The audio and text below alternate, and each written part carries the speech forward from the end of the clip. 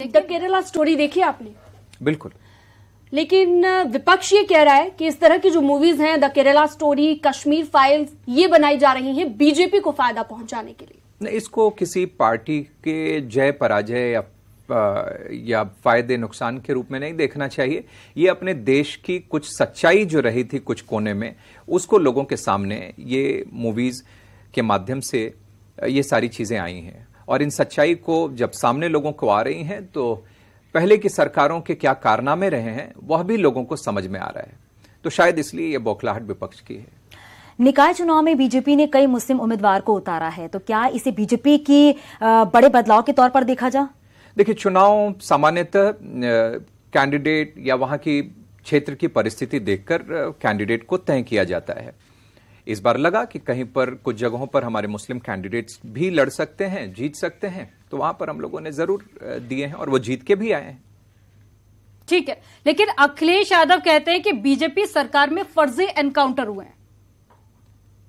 मैंने पहले ही कहा कि समाजवादी पार्टी, अखिलेश यादव, ये जब अपराधी मारे जाते हैं तो उनको वह भारतीय जनता पार्टी के ऊपर आरोप लगाते हैं, लेकिन अगर उनकी सरकार में वर्दी के ऊपर जब गुंडागर्दी हावी रहती थी तो उनको कोई इसमें गलत नहीं दिखाई देता था।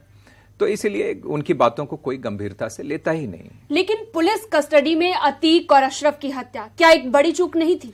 देखिए, ऐसे लोग जिन्होंने हजार लोगों को प्रताड़ित किया हो, मासूम बच्चों के ऊपर से माता पिता का साया छीन लिया हो, ऐसे लोगों के साथ तो अंत ऐसे लोगों का ऐसा ही होता है। या तो वह पुलिस के साथ मुठभेड़ में मारे जाते, और अगर वहां कानून अपना काम कर रही थी तो कोई उनका दुश्मन रहा होगा या जो भी कारण रहे होंगे, किसी ने आकर उनको मारा। तो मुझे ये लगता है कि ऐसे लोगों के साथ तो अंततः ऐसा ही होता है। लेकिन ये तो प्रशासन की एक बड़ी चूक थी कि पुलिस का घेरा है और कोई भी आकर गोली चलाता है और मारकर चला जाता है। बिल्कुल है। इसकी जांच भी तुरंत मुख्यमंत्री जी ने रात में ही उसी क्षण वरिष्ठ लोगों की, अधिकारियों की मीटिंग बुलाकर उसके जांच के निर्देश भी दिए थे। लेकिन सरकार, कानून अपना काम कर रही है, लेकिन मुझे लगता है कि लोगों की भावना यही है कि ऐसे लोगों का स्थान अब सभ्य समाज में नहीं रहना चाहिए। नोएडा की एक बड़ी सोसाइटी में श्रीकांत त्यागी की बदसलूकी का मामला सामने आता है, लेकिन विपक्षी पार्टी बीजेपी पर जमकर हमलावर होती है। क्या कहेंगे आप?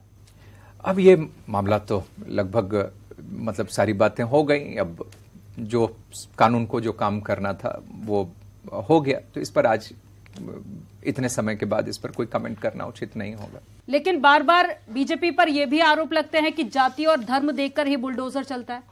बिल्कुल नहीं, ऐसा बिल्कुल भी नहीं है।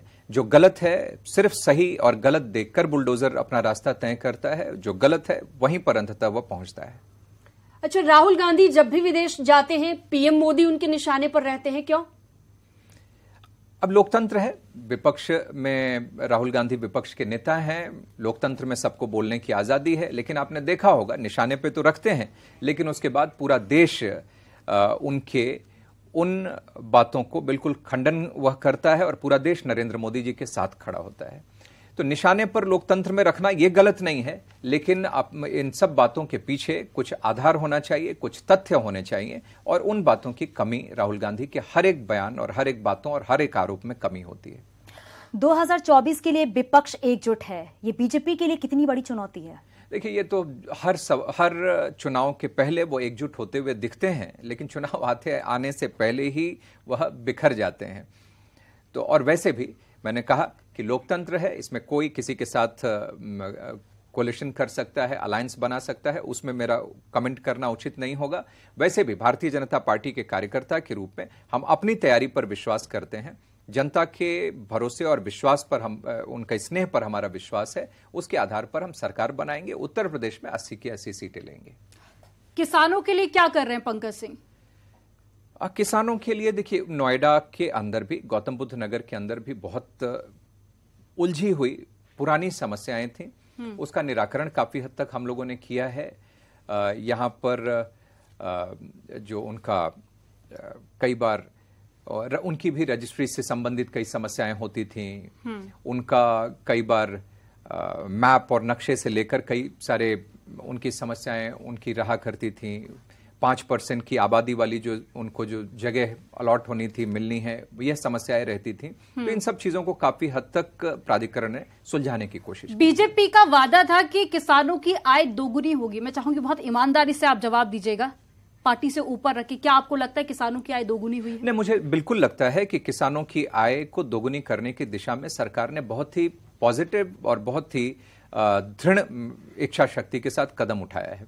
और यही कारण है कि उत्तर प्रदेश के अंदर भी किसानों ने एक तरफा हमारे विधानसभा के चुनाव में वोट दिया, तभी इतनी बड़ी विजय उत्तर प्रदेश में भी संभव हो पाई है। अब वक्त हो गया है रैपिड फायर राउंड का। हम आपको एक शब्द देंगे, एक लाइन में आपको उसका आंसर देना होगा, और पहला नाम है प्रधानमंत्री मोदी। दमदार। अमित शाह। चाणक्य। राजनाथ सिंह। संयम। सीएम योगी। दृढ़ इच्छा शक्ति। Akhilesh Yadav. Non existent. Mayawati. Lost. Owaisi. अवसर तलाश रहे हैं। पंकज जी, 3 के तीर में हमारे साथ पे जुड़ने के लिए और बेबाकी के साथ पे जवाब देने के लिए आपका बहुत शुक्रिया। बहुत धन्यवाद। हमारे खास कार्यक्रम में आप हमारे साथ मौजूद रहे और तमाम सवालों का आपने जवाब दिया। उम्मीद करते हैं दर्शकों को आपके जवाब पसंद आएंगे। और राजनीति से हट के आप निजी जीवन में किस तरीके से हैं, लोगों ने ये भी जाना, लोगों को ये भी पसंद आया। बहुत शुक्रिया पंकज जी, न्यूज़ 18 से जुड़ने के लिए, बातचीत करने के लिए। बहुत धन्यवाद।